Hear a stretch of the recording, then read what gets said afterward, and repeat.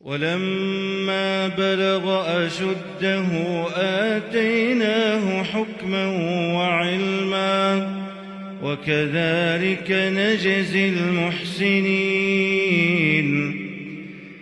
وراودته التي هو في بيتها عن نفسه وغلقت الأبواب وقالت هيت لك.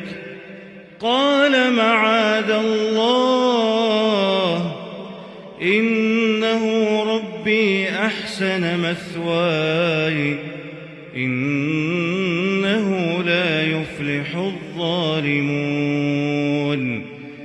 ولقد همت به وهم بها لولا أن رأى برهان ربه